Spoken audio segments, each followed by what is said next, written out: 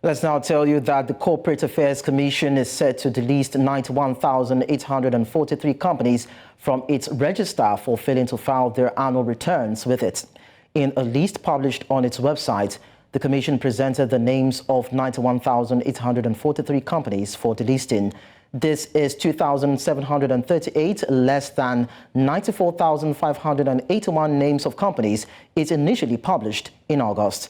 It is also less than the initial 100,000 companies that CAC said it would remove in an earlier announcement.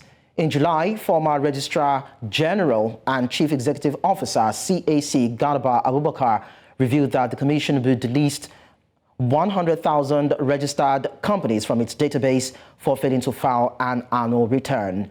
To further discuss this, I'm being joined by Akin Fatunke, Chartered Accountant and Communications Consultant.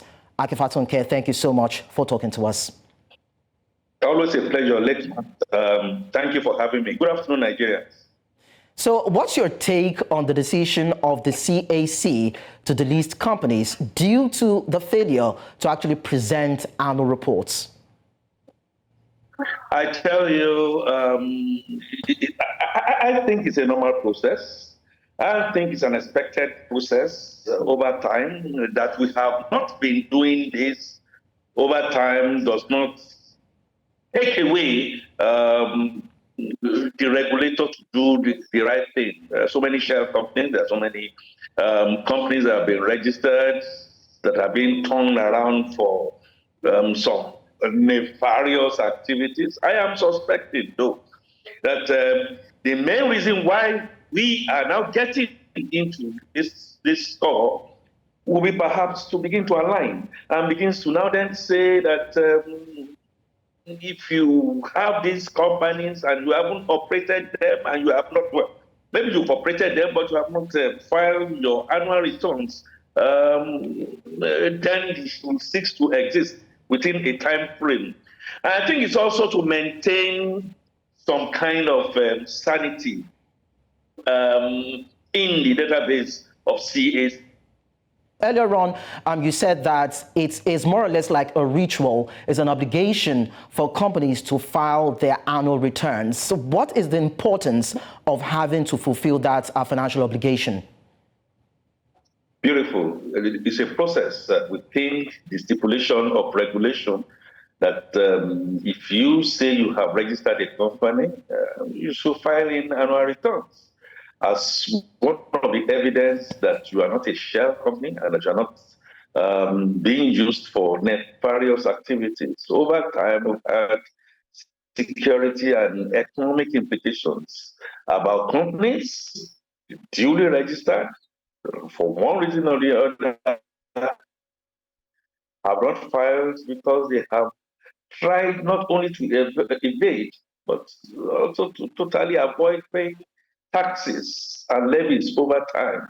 And now that the situation is now being made to be a bit much more friendly, if you are operating a company and then for one reason or the other there's a hiatus, it's your obligation to formally notify CAC. So technically speaking, it is a routine. If you've not been doing it on a regular basis, it's an abeyance that should not continue.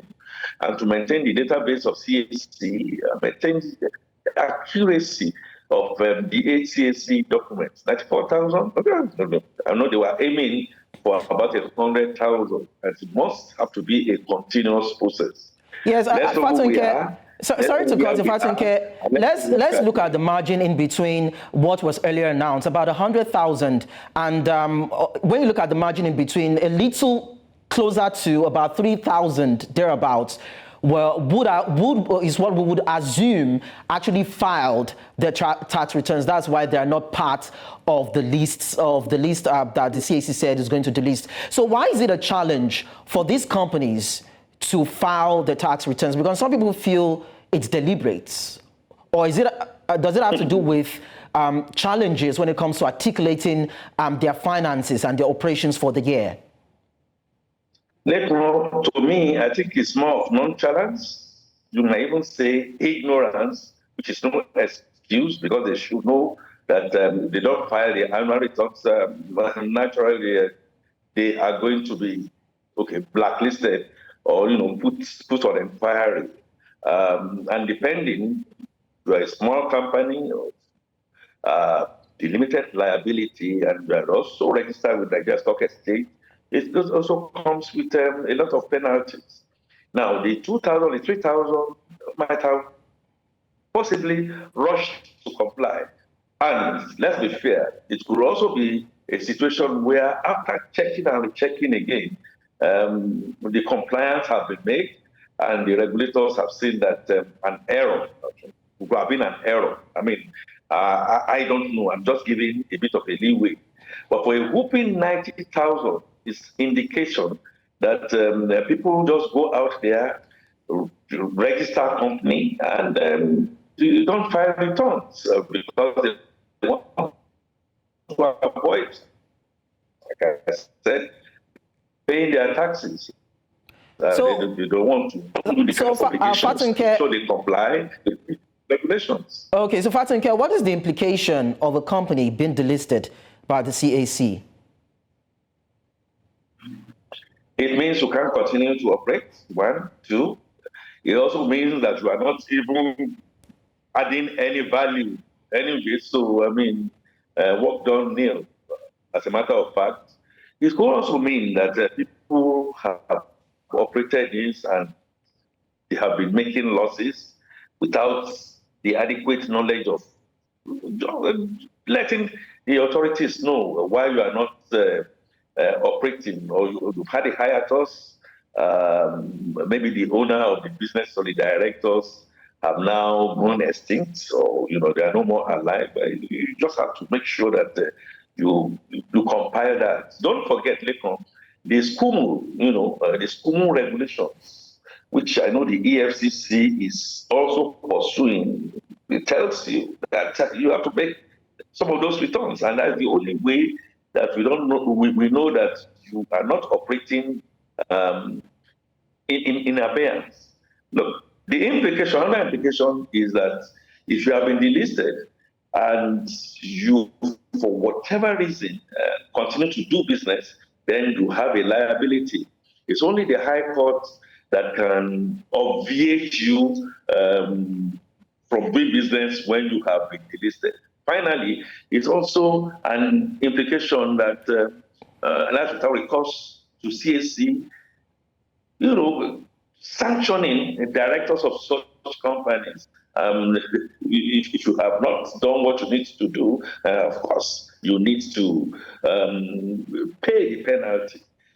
As long as under Section 692 of CAMA 2020, notification has been made, it's been seen, and appropriate period within 90 days have been complied with.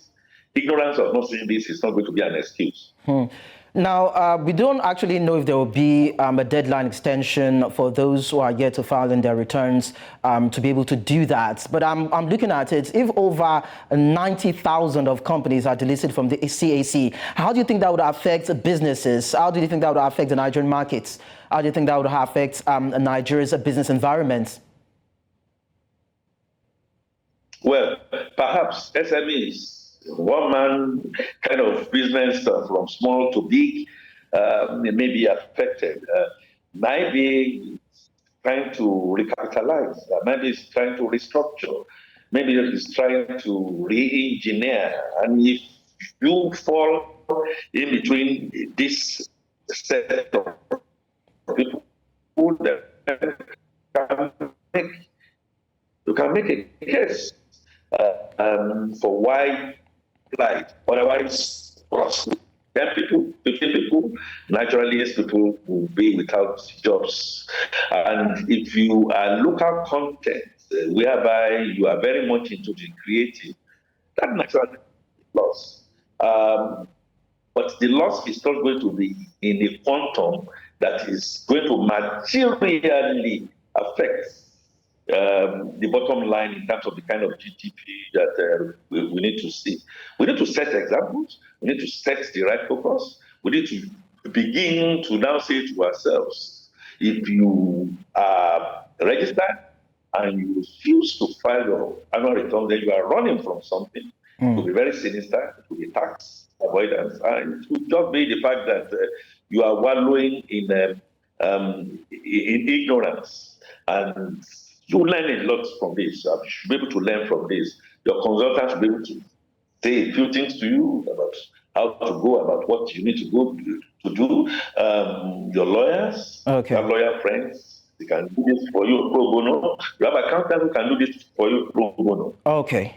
It is not meant Fatunke. to be. It is actually meant to be punitive. It is to sanitize, to ensure that we have correct database for purpose of planning. Akin Fatunke, thank you so much for helping us understand this better.